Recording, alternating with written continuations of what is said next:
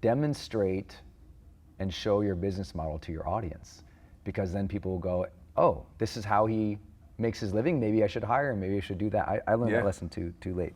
That's a really good one, buddy. I would say that there's a unique form of mayhem being an influencer. It's super hard to explain to a spouse or a brother or a sister or people coming up or people in corporate America. There's a unique stress. There's a unique kind of chaos or crazy. When I use that word mayhem with you about your career, what do you think of? Man, that's a lot, but just like, you just see it in my face, right? Just take that part. But it has to be the pull. Like I literally, and it's a, what do you call it? A love-hate thing, because I love it. Don't get me wrong, but literally when I open my phone up right now on Facebook, it would be 20,000 messages. You know, the pull. If I see somebody out, like the pull, it's you know. I don't want to call us celebrities, but now I think with social media now, like, you know, you would just have the celebrities that be on TV. Now I feel like everybody feels like they know you so well that, you know, everywhere you go, it's like people feel like you have a responsibility to always be on and like speak into my life, Trent, right now. Like I want it right now, even when I'm out to eat with my kids, you know? So it's hard. And I tell people all the time, like a lot of you, you know, wish you see me traveling and you see the video views and everything. Don't get me wrong, I'm grateful and I love it. But I was like, a lot of you would be in these shoes and you would be like, I do not want this for my life. Because it's a different type of pull. I mean, it's a lot on top of, you know, having to provide content. You know, I mean, you have a video that does 100 million views. A lot of times you can be like, how can I top that? Like, what's the next step to that? Or, you know, you have an event that does this, like, oh, how do I get to it? It's always like another thing. So that's tough at times. Yes. Big time. So how do you deal with that? Because mental health is a huge issue that we talk with all influencers about. How do you stay or seek to stay sane or happy or committed or joyful? How do you not lose the creative edge? How do you manage that emotional kind of discomfort that comes with all of that? So you know me, I talk about this a lot, but protecting my peace is very key. Disconnecting. I disconnect often. I disconnect every day from everybody. You know, my wife, I have a phone that only a few people have that number to, like, and they know, like, don't call me unless it's an emergency. So I disconnect and I reconnect to why I started. Because a lot of times in this industry or anything, I mean, I've seen it in football with my life. Like when you start to rise, when you start to get, you know, celebrity or notoriety or money, like, it really can change you. Like it really can. You start to operate different. So I always go back to why I started. I go back to my mom's house a lot because that's the room where I was depressed in. I go back to that room and lay in that bed. Literally, and go back and just reminisce and like, this is why I started RehabTime. So I go back to that moment. That really helps. And just like you know, starting my day off for myself, you know, period. And I schedule, which is your favorite word, right? I schedule time to respond, right? I have an hour a day that I leave for my rehabbers. And I know that I gave that hour. And even if I get a message that said, Trent, I thought you cared about people. You didn't respond to my message. It doesn't bother me no more because I know I gave an hour. I dedicated an hour to responding to people. So it doesn't bother me as much anymore. Now, if I didn't give any time, then maybe be like, oh, he might be right. But I know I try my best to give. And I let people know that too. Let your audience know, like, hey, I can't respond to everybody, but this is why I do this. This is why I do that. And it tends to help out a bit. That's good. Have you ever gotten burned out? Yes. And like what burned you out and how'd you deal with it? Yeah, 2015. I hit a real bad spot is when we were touring.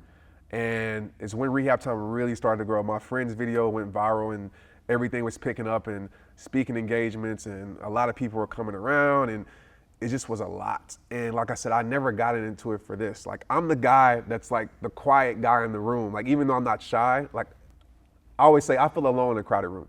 That's the best way to explain me, you know? I feel alone in a crowded room. And I'm just like, man, a lot is going on. I had problems with my team. People on my team trying to change the direction of RehabTime. And it was just so much. Friends, you know, and I was like, it's not worth it. Like this is not worth it. And literally, Brendan, like I would be on stage pouring into people. I would get off stage and cry in my room. Cry in my room. And nobody knew that. I was smiling for the camera, but literally dying behind the scenes. So I stepped away. I said, I took a month off. People thought I was dead. They're like, hey, where's Trent? Like, where'd he go?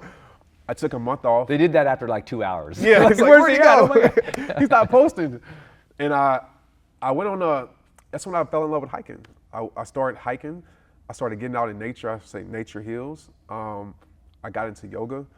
And I just stepped away and I said, you know what? I'm not gonna lose myself because, I have a family, I have kids, and I'm not gonna lose myself, trying to please the world. And so I found that, and from there, I developed healthy boundaries, dealing with social media, dealing with even my business.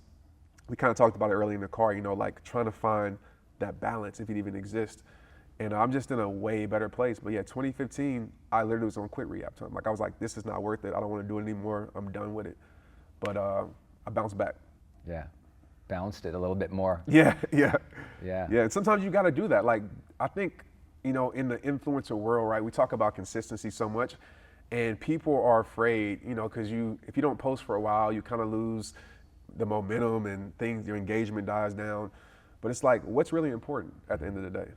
Is it, pleasing the world, and losing your peace? Or is it, taking some time off, but having your peace? And that's on the person watching. But for me, it's peace. When I ask myself at the end of life, like, what's going to really matter?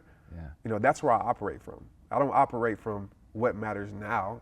I say, what's going to really matter? And I work backwards from there. And I prioritize that. It helps me out a lot. That brings up, I love that, because it brings up this conversation we have a lot just in our circle of like the meaning. Yeah.